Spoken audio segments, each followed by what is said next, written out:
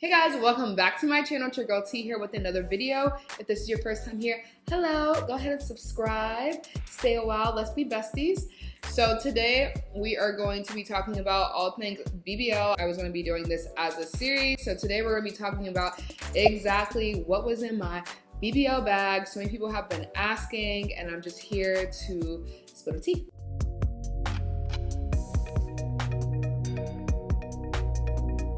To Miami. I got my surgery done April 13th, so we are officially 8 weeks post-op, which is why I am sitting on my butt. I do have my foams and compressions on still to this day, so right now we're going to talk about everything that I brought with me, what I actually used, things that I returned, because people be telling you to buy stuff that you literally do not need. You don't need it. Like, I'm just here to let you know what you actually need so you're not wasting your money, okay?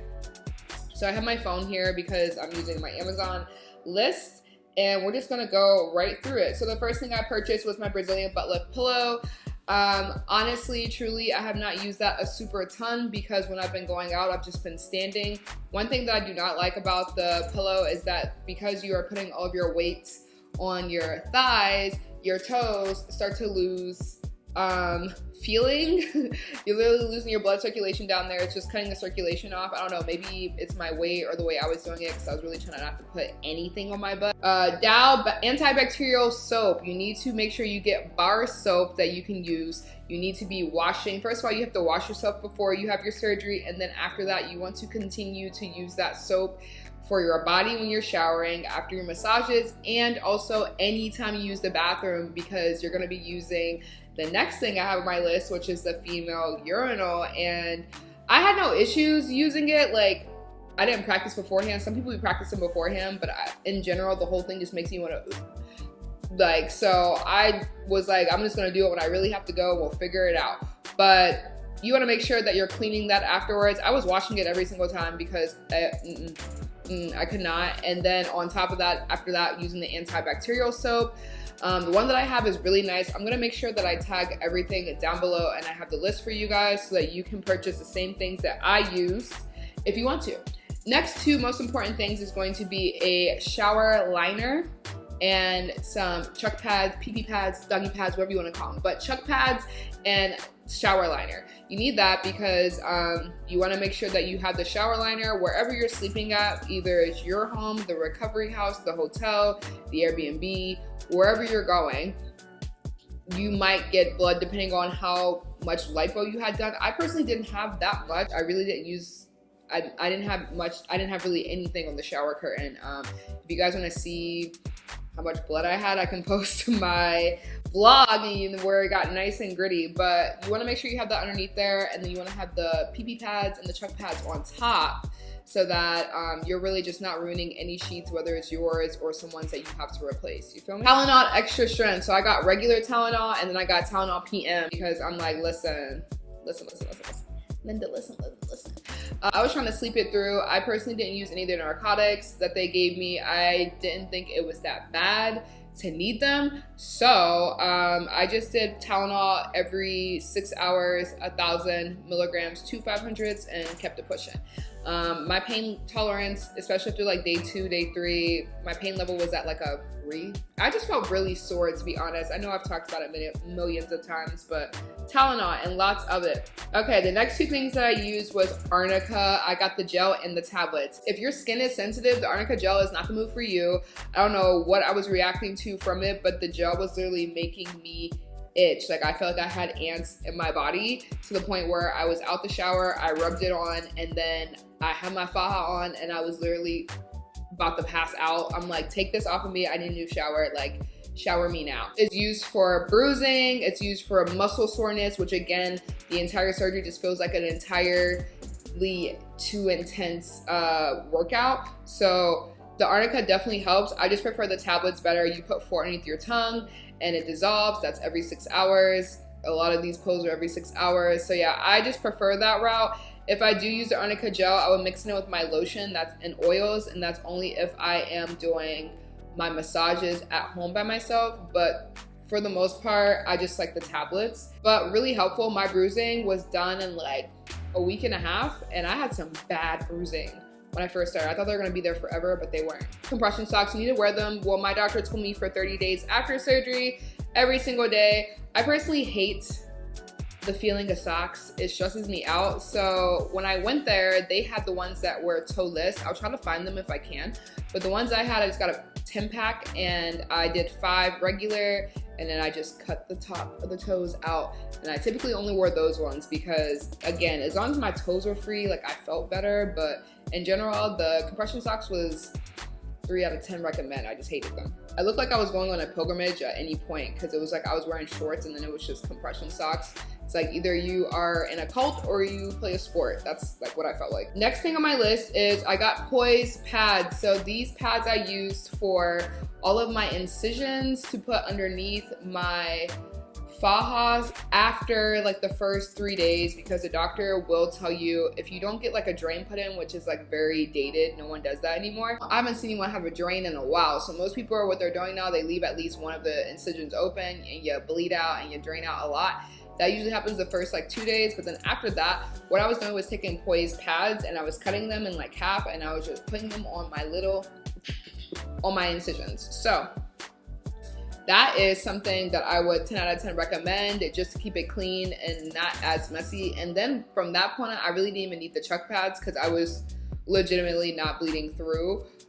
So again, I would only recommend doing that without wearing the foams, because you actually want to leave some space for those incisions to leak if they need to. You don't want to be compressing it so much that those fluids are staying in, because they gotta come out either one way or another. Either gonna come out that way or gonna come out through the massage, and you will prefer it to happen naturally because that shit hurts. Okay. Other things that I purchased was additional foams. So I got foams in a binder. People are very controversial about the binder. Do as you will. The foams, I got a 5-pack and it was a good time. I put them in the additional places. Sometimes you'll see that you have just random extra swelling, and I would just literally fold a pad, put it down, a foam pad, and put it there, and it's good to go.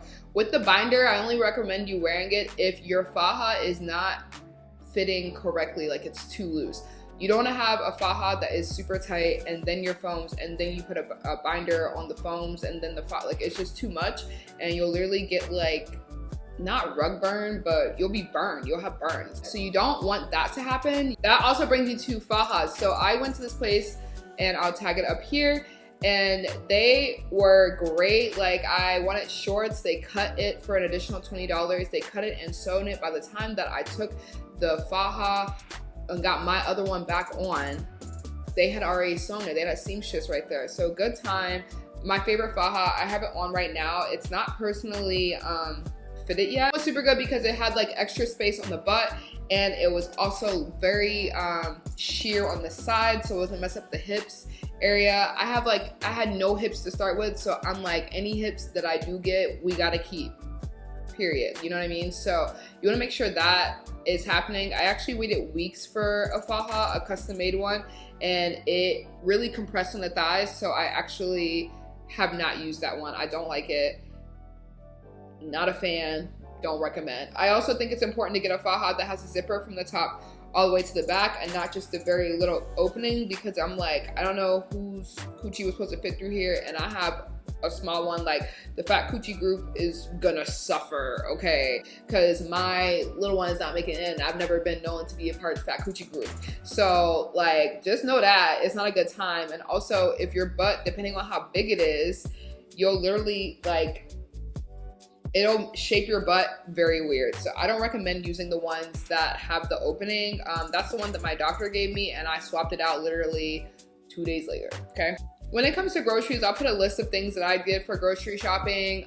You wanna make sure that you're just really feeding your fat. In terms of nutrients or supplements, the only thing that I used was iron pills, and I did B12 pills. So you can get the B12 shot. I know a lot of people like to get the ash shot nowadays. They're really expensive, and you can still get the pill if you want. So I just opted for the pill because I didn't want any more shots, to be honest. I didn't want anyone else coming to see me. I was just over it. I'm like, I'm over all of this, truly and honestly. You want to do lots of PLA, lots of pineapple juice, 100% pineapple juice. I did a lot of liquids, water, avocado. I was eating avocado out of with a spoon, like literally just seasoning a half of an avocado eating it straight with the spoon, getting the other one, taking the seed out, seasoning it, eating it with the spoon, because those are all good things to feed the fat. I was eating salmon that was already cooked and like pre-sliced just by the mouth, and lots of rice, good carbs, okay? I'm trying to think, is there anything else you need? That's really it, y'all. All this other stuff, girl, I didn't use none of that. Oh, make sure you bring some really comfortable clothes. So I don't know why people be opting for robes. I think that's disgusting. I used a bunch of old sundresses that I had lying around my house.